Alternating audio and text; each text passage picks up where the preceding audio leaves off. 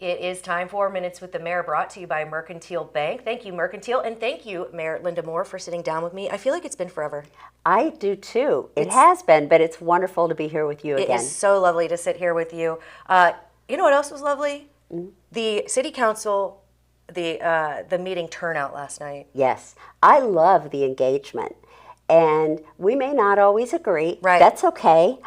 But just to have the engagement and all of the passion and enthusiasm, I think that's wonderful. Was it a record number of speakers last night? Do you No. know? No. We do you had know what that one number is? meeting that was 104 speakers. Whoa. Wow. Okay. Not saying Yeah. I'm glad that we didn't have to sit through Oh, that me last night, too. but that makes for a Me very, too. very long Yes. meeting. But I do want to say, I want to commend everybody who showed up last night. I know it's not always easy to take time out of your day. Everybody's busy. I hate that word, but everybody is. But when you're passionate about something, it is important to be engaged, to be heard, and to show up and learn, take things in that maybe you don't know. Exactly. Right? Well, because there's always something that we don't know. Yeah. And so anytime that we can soak in more information and become a more informed member of the community, that's a good thing. Yes. But the passion, was there, and it's always good to see a wide variety of ages. Right. I mean, we had some people there that were early 20s. We had some people there that were 80-somethings. Yeah. And to have that full range, that full gamut of the population and all walks of life, all socioeconomic backgrounds, I just think that's good, because that's what makes our community stronger. Yeah, absolutely. Is when people can use their voice in a respectful manner and be heard. Absolutely. That's what makes democracy so great. Yes, absolutely. And I will say I saw passion on both sides, which I appreciate that as well. I also love the one guy who came up and said, "I think I'm in the wrong place," the flock camera guy. I thought that was a nice little break of levity that I think everybody was welcoming at that point. But I just wanted to shout that out because I thought it was lovely to see. Again, we may not always agree on, what all of the speakers are saying or what the city council is doing. That's okay. That makes, it's human nature. Exactly. But we have to be able to come to the table and have these conversations so we all learn more collectively. Correct. Yeah, loved it. So another way that people are invited to learn, basically, right? Town halls. Yes, and that goes both ways as well. Well, and we had a very spirited town hall on Sunday. Spirited. And I it was love that. great. Yes, yeah, I love it was that. great. And I know some people came and probably didn't even get to ask their questions, because there were some pretty deep topics that actually took a lot of conversation. So I would encourage people, keep coming to the town halls. We might change it up a little bit and have cards so that we don't have anybody monopolizing, the conversation next time. But the next one is for Wards 6 and 7 in particular. Okay. It's Sunday, April 26th from 1 to 2 at City Hall. Okay, so town halls, and I just want to ask this because I know maybe a lot of people have never been to a town hall. Right. So what do they expect? What is kind of the format, and what time constraint is it? I mean, for everybody who has these schedules, is it? Yeah, we try to do these at least twice a year in every ward. And this is something that actually the staff came up with. And so far, the aldermen are really buying into it as well. Okay. It's a great opportunity for residents to connect with their alderman. But a lot of times the alderman may not have the answer. It'll be a city staff member that has to answer the question. So our city staff is there as well. And it's a great opportunity for residents, aldermen, and city staff to be together and to share information. Okay. And answer questions. But it's usually 1 hour, so we try to limit it to 1 hour. Okay. And like I said, I think we will have cards that you can write down your question, or we can call on you to ask your question, and then we can talk about it, give you any answers or any information. On Sunday, a lot of the questions were about nuisance properties and where are we in that status. And of course, nuisance properties are another very complex challenge. Right. Some of them are super easy and they move very quickly. Others, there's out-of-town owners, or there's deceased owners, or there's tax buyers, or there's some other complication that slows down the process for making things happen. And we have to follow the court of law, and so we can't just do something. We have to get an entry order to actually go onto the property in many cases. Then we go in, we take pictures, we observe, then we go back to court and say, Mr. Judge or Mrs. Judge, this is what we found, and this is what we'd like to do next. And we document it along the way, otherwise it gets thrown out. Okay. So we have to follow the letter of the law, and that's what we try to do. We are taking more and more cases to court, unfortunately. Right. But that's the best course of action to get the results that we know we need. Right. And I think it's important to talk about these. Obviously, depending on your proximity vote, both physically or theoretically, it's like you may not realize the importance of tackling this issue, but it directly impacts quality of life in Quincy. Oh, absolutely. Not only quality of life, but property values in the neighborhood. And unfortunately, we have a lot of challenges. Yeah. And in some cases, it's situations where the homeowner or the property owner maybe physically can't keep up. Right. And that's where we have a number of systems in place to try to help them. We can get them help. In other cases, they just don't have the desire to keep up their property, or they don't have the interest in keeping up their property. Sometimes it is financial, and again, that's why when we try to connect them with the right resource to help them. But if they can't and they don't have the desire, then unfortunately the city has to step in. Sure. And it's an expensive proposition, but if you live next door to a nuisance property, then you want something done. Yeah, absolutely. Indirectly impacts the safety, which I'm sure is another topic that is heavily spoken about at the town halls. Obviously, the parking lot situation, which I don't want to go into anymore. I feel like we've talked about it ad nauseum, but there's certain issues that are affecting neighbors that may not affect everybody the same, but it does impact everyone in Quincy the same, whether they realize it or not. Right? Exactly. Yeah. Oh, yeah. So the town halls are a good way to not only take your concerns, to have them heard directly, but also maybe learn from the other side. The city council, the aldermen, the staff, what the actual process looks like, why it may not be done right now. Exactly. Or why there are other people that need to get involved, right? Exactly.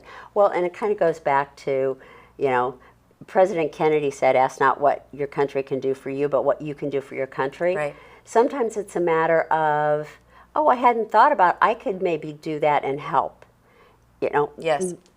A government is only as strong as its people. And so there are a lot of times where we need the help of the public, whether it's providing tips to Crime Stoppers or calling the right department to say, hey, there is a problem on my block, could somebody address it? Right. Even, a pothole that needs to be fixed. I got a letter this morning about a pothole that was fixed, and he called the right number, and lo and behold, a week later, it was fixed. So when you work within the system and you work with the right people, then it's a lot easier to get things done faster. Yeah. And it makes us all more efficient. Absolutely. We all want a better city. We all want a brighter future for the younger generation. And when we all work together, we can get there. Yeah, absolutely. I think it's really important following those correct channels, but also realizing that maybe social media isn't always the right channel. I mean, obviously you have your freedom of speech, but that doesn't it doesn't often solve the issue. So that's why I really like seeing people come to the city council meeting. Also like seeing the engagement at the what are we calling them? The public forum. Yes, public forums, and then the town halls. I think there's a lot of opportunity to both learn and educate. So absolutely, very, very cool. And then obviously, when was that the next town hall again? The next town hall is Sunday, April 26th. From 1 to 2 at City Hall for Ward 6 and 7. Ward 6 and 7. So if you don't know when your next town hall meeting is, they can just contact their alderperson. Is that correct? Correct. Okay. The next one after that will be Sunday, May 3rd, which is Dogwood Weekend. Yes. Again, from 1 to 2 for Wards 4 and 5. Okay. We don't have a location yet. We are hoping to have a location in the ward. but the backup would be City Hall. Okay. So we hope to be able to announce that location in the next week. Okay, but if your ward has not yet had a city hall, or you haven't gone to one yet, stay tuned. There will be Yes. one coming back around. If you see, a town hall that is for another ward, it may not directly impact what you're doing. Obviously, you can always go to city council meetings. Sure, and you can always come to a town hall even if it's not your ward. Okay. That's okay. Okay. We can still answer your questions. Your alderman may or may not be there if Sure. you're in a different ward, Right. but that's okay. You'll get to meet city staff. Okay. Well, there we go. I just didn't want them to dominate. Don't go dominating this ward's time, though, right? That's because right. they have their Exactly. concerns as well. They want to talk to their alderman. Yes, absolutely. So that is good to know. Everybody's welcome. Obviously, everybody's welcome at the city council meetings, and everybody's welcome at the airport. Yes. Okay. We are very excited. This is America's 250th birthday this summer.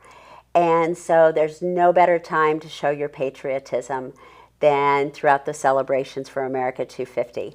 We're going to kick it off on April 30th at the airport at 11 a.m. We will have a flag raising.